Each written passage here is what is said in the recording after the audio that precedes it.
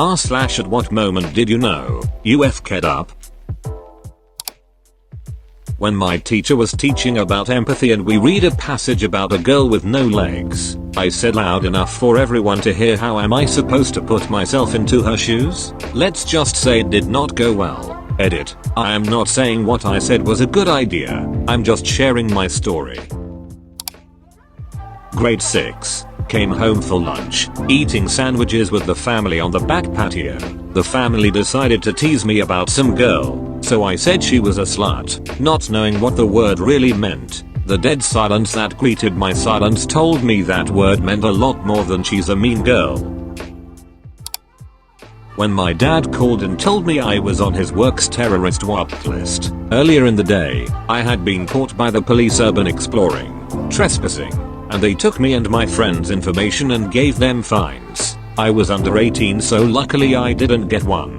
I figured since I didn't have a fine to pay, I could hide this from my parents. My dad is a chemical engineer and so their plant has strong security, including a watch list for any potential break-ins or other mischief, as many of their chemicals could cause harm if used improperly. Apparently trespassing was bad enough of a crime to have my name show up on that list, and my dad came home more confused than angry. The words terrorist watch list terrified me and I confessed the whole thing to them. Luckily, they weren't mad and actually enjoy urbex as much as myself. When I was a kid I was up playing Minecraft at like 2 in the morning, and my mom walked in unannounced. She starts yelling at me and asking why the fuck I'm awake in the most deadpan, tired voice an 11-year-old could have. I said, "You're awake too. You know I could ask you the same fucking thing." I stalked this popular girl in our school on Instagram and accidentally uploaded her bikini pic in my story. I only saw the post 16 hours later. I don't know if she ever knew about it. She was only a new student at that time but got popular because of her looks. I've been called an idiot and a dumbass over and over, but that was a year ago. Now she is the GF of my old friend. This is actually from a friend. He really liked to explore abandoned buildings. One night he decided to explore the abandoned military base in our city. At one point during his exploration he threw some rocks and broke a window. Then he heard a voice yelling, "Hold it right there, freeze." That's how he found out the military base was in fact not abandoned at all. One night I was watching a pretty questionable anime on my laptop with crappy earphones that only work if you plug it at a certain angle. It was getting pretty late so the room was very quiet. Everyone was either lying on bed looking at their phones, or already asleep. So as I was fiddling with the earphones while watching a pretty loud scene, the plug came loose just enough for the laptop to consider it unplugged. I wish I had godly reflexes, but the damage had been done before I realized it. Well, you can pretty much guess what happened afterwards. I'd been on some mad shit for ages at school, fighting a lot, making some fucked up jokes that were the funniest shit you've ever heard. Skipping class and going town instead with mates. Shit was fun.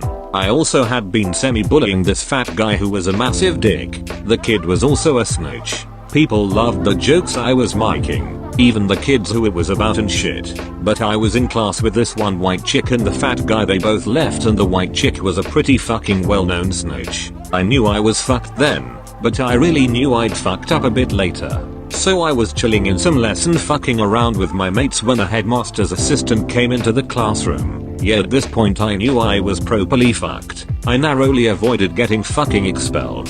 Parents were pissed as hell. Story has a happy ending though. Around 2 months after I was doing much worse shit, I just learned how to keep it on the down low. My first job was as a bank teller when I was a teenager. On my very first day, the silent panic button had been pressed and the bank was put on silent lockdown. The bank had been entirely surrounded by police and blocked off. On the inside, we had no idea anything was wrong, except that there hadn't been any customers for a bit. It seemed to just be an error since there hadn't been any thief. The boss was furious and was interrogating everyone angrily about who pressed the emergency button. When I was asked, I said no. that I didn't even know where the button was. A few minutes later a senior teller decided it would be good to show me where the emergency button is hidden, just in case I ever need it. It was camouflaged to look like part of the desk. At that moment I realized I had been fooling around with it for the last half hour.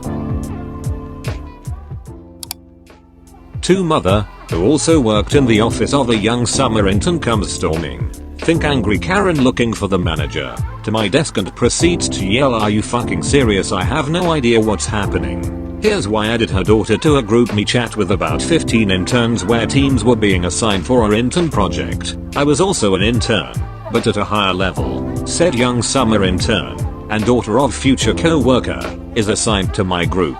I lament with some fucking great comment about how she'd bring our team down because she was 3 years behind and not even in the same graduate program. This was followed by many others echoing the same sentiment. We then decide to add her to the group so she can reach out and ask questions, etc. I thought it was a great idea to have her feel included. Well, I did not know that GroupMe would allow her to see the entire previous chat messages. Karen almost kills me with a pencil. Drama ensues. I have to apologize because I was the ringleader and felt like a piece of shit. To this day, I'm still in touch with the young intern and have helped her with her classes and proofing her essays. Still feel like shit. Don't add new people to a GroupMe chat group where you may have talked about them in the chat. They will see. It will suck. When I felt a metal ceiling fan come into my skull. The next sentence will never not be funny to me. I said to my friends, "I think I hit my head with blood pouring down my face." Edit. When I checked in the mirror I also said, "It's bleeding a bit." When I touched my head my whole hand was red immediately.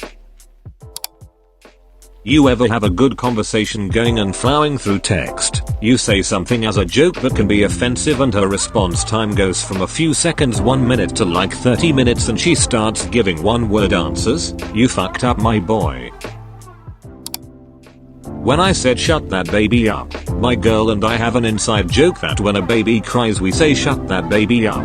It's from The Hangover when the cops bust the guys. Carlos is crying, and the male cop is yelling shut that baby up, shut that baby up. Well, we're at Whole Foods, she's in line and I go off to get something I forgot. When I return a baby is crying and I walk up to who I thought was my girlfriend and whispered shut that baby up into her ear.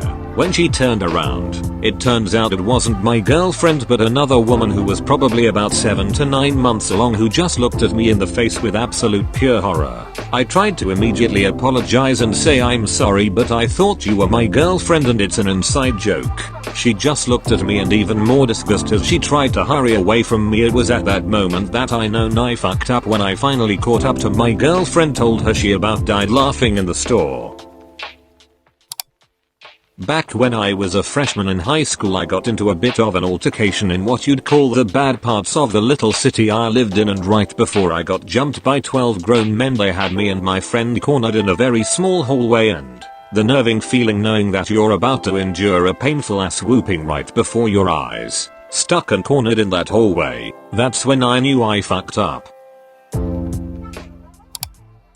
I was like 5 and in my first year of primary school, and the teacher wrote a year 6, final year of primary school, geometry question on the board to show us what we'd expect, and I accidentally said what the fuck is that out loud cause I grew up in a house where swearing isn't a big deal, it's just words, and the whole classroom was full of the other kids trying to not laugh and the teacher was just staring me down. I had realized in that moment, I fucked up. I was like 5 and in my first year of primary school, and the teacher wrote a year 6, final year of primary school, geometry question on the board to show us what we'd expect, and I accidentally said what the fuck is that out loud cause I grew up in a house where swearing isn't a big deal, it's just words, and the whole classroom was full of the other kids trying to not laugh and the teacher was just staring me down. I had realized in that moment, I fucked up.